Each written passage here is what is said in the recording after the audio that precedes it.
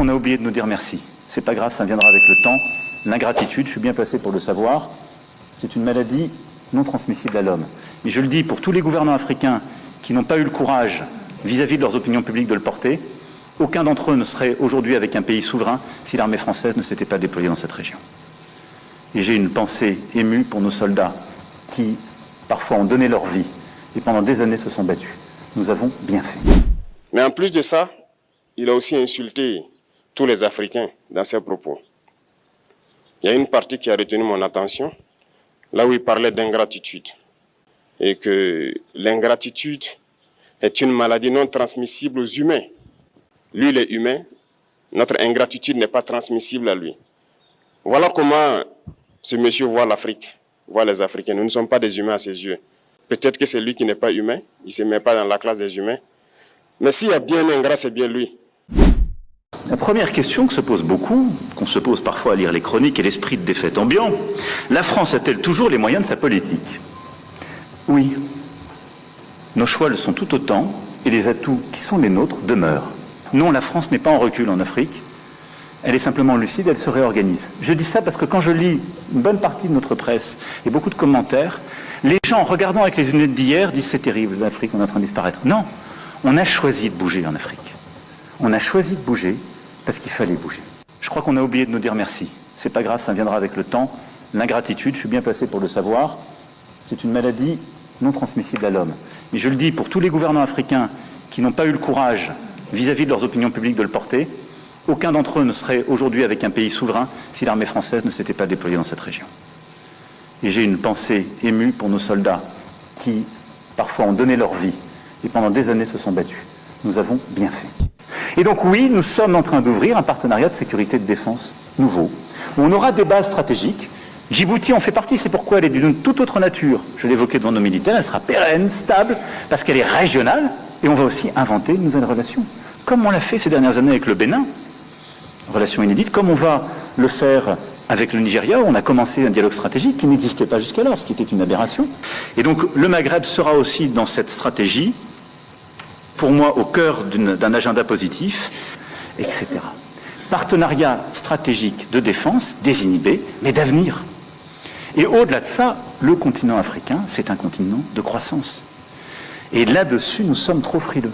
Quand je prends dernièrement les propos d'Emmanuel Macron sur l'Afrique, eh bien, tout Africain conscient devrait donc comprendre très vite tout ce qu'il a pu nous dire et qu'est-ce que ça signifie. Le général Tiani a dit il n'y a pas longtemps du changement donc de tactique ou de stratégie des forces françaises en Afrique. Et je pense qu'il est venu le confirmer. Il s'agit de dissoudre et de garder un dispositif socle. Et Emmanuel Macron l'a si bien dit qu'on ne peut que le remercier pour cette sincérité. Même si certains ont voulu mettre la poudre aux yeux de leur population, mais la réalité finit par rattraper aussi. Ils ne partiront pas de certains pays. Ils ont juste dissous le dispositif. Vous ne les verrez plus dans des bases, mais dans les ambassades, ils seront là. Ils vont constituer des sociétés de sécurité pour sécuriser leurs sociétés qui existent dans ces pays-là. Mais les soldats seront là. Mais vous ne les verrez plus en tenue ou rassemblés dans des bases. C'est tout ce que ça veut dire. Ils vont se réorganiser, mais seront là. Il a parlé de politesse vis-à-vis de certains chefs d'État en leur donnant la primauté d'annoncer donc la rupture ou le départ des forces françaises. Ça nous importe peu, on peut dire. Mais tout ce que nous savons, c'est que si vous voulez une rupture avec ces forces impérialistes, c'est simple, on dénonce les accords. Tout commence par là-bas. Et je pense que l'exemple du Tchad, en tout cas, est palpable. Ils ont commencé par dénoncer les accords. Sinon, si on ne dénonce pas les accords, juste dire que les bases quittent, on n'a rien fait. Parce que le problème se trouve dans les accords coloniaux de défense qui ont été signés depuis l'indépendance. Le plus dangereux n'est pas ceux-là que vous voyez dans les bases. Le plus dangereux, ce sont les conseillers militaires. Les conseillers militaires existent dans tous ces pays. Ils ont existé au Burkina aussi jusqu'en fin 2022, jusqu'à ce que nous prenions nos responsabilités. Et qui sont ces conseillers militaires? C'est ceux-là qui sont censés mettre en pratique la politique de la France ici. Ils doivent travailler à rendre nos armées très faibles pour que la France puisse toujours avoir l'argument d'exister ici. Sous Blaise Compaoré, ils avaient réussi. Nos sentinelles prenaient donc la garde avec des bâtons. C'est ça que la France veut de nos armées. Lorsque nous arrivons à cette étape, nous n'avons pas le choix que de vouloir qu'ils viennent s'installer.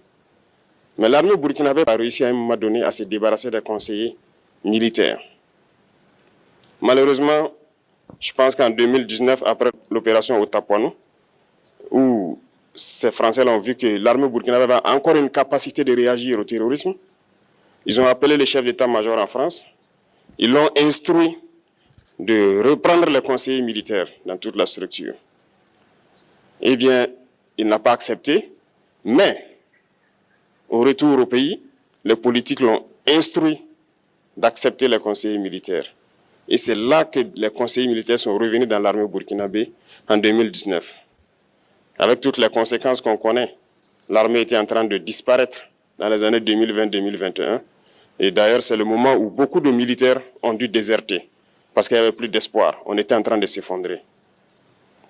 Voilà un peu comment ils travaillent. À l'état-major général des armées, dans tous les états-majors d'armée, dans les écoles, c'est eux qui sont censés nous dicter la politique de notre armée. C'est eux qui nous disent combien recruter, quand recruter et qu'est-ce qu'il faut en faire.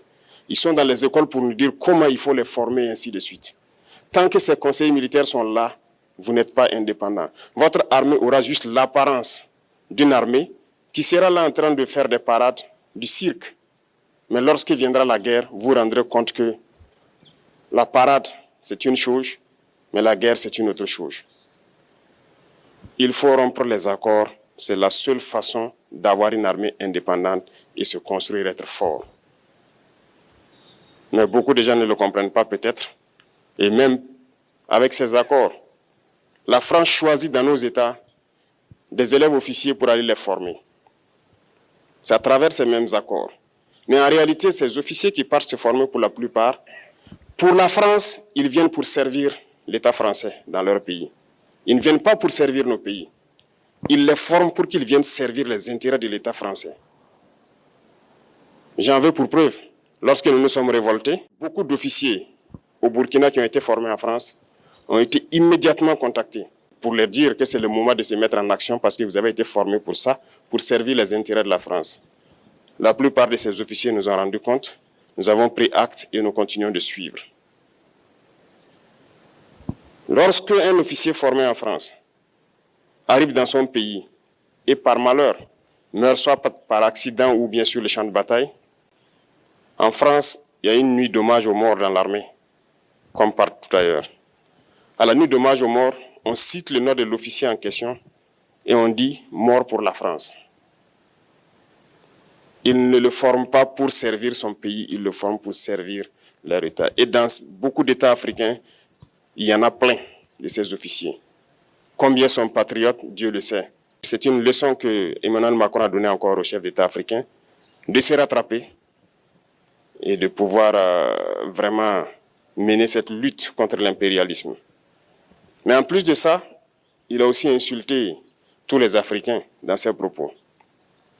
Il y a une partie qui a retenu mon attention, là où il parlait d'ingratitude. Et que l'ingratitude est une maladie non transmissible aux humains. Lui, il est humain, notre ingratitude n'est pas transmissible à lui. Voilà comment ce monsieur voit l'Afrique, voit les Africains. Nous ne sommes pas des humains à ses yeux. Peut-être que c'est lui qui n'est pas humain, il ne se met pas dans la classe des humains. Mais s'il y a bien un ingrat, c'est bien lui. Je pense que s'il n'est pas athée et qu'il prie, à chaque matin qu'il se réveille et qu'il prie, il devrait aussi prier les Africains. Parce que c'est grâce à nos ancêtres qu'il existe aujourd'hui une France. Il devra nous prier. À ses yeux, nous ne devons pas être des humains, nous sommes plus que des humains. Ce sont des messages très forts qu'il passe. Moi, je pleure le peuple français. Mais quand même, il est bien pour l'Afrique. Il est un mal nécessaire pour nous. Ceux qui veulent se réveiller, se réveillent. Ceux qui ne veulent pas se réveiller, comme on le dit, on ne peut pas réveiller quelqu'un qui ne dort pas. Les Africains doivent se réveiller. Nous devons travailler à être indépendants, à faire au moins que nos peuples connaissent le bonheur. Et la lutte contre l'impérialisme, c'est ça. Il faut décoloniser les mentalités. prendre en compte toutes ces données-là, parce que le monde nous donne tellement d'exemples à voir. Pour eux, il n'y a pas de morale.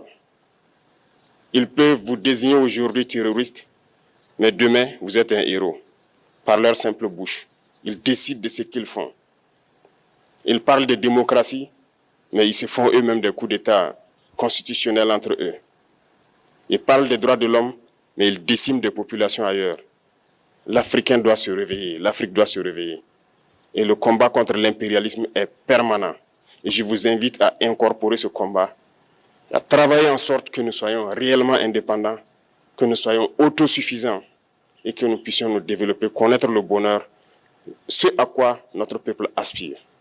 Merci, je vous souhaite une très bonne journée, une très bonne semaine et une très bonne année.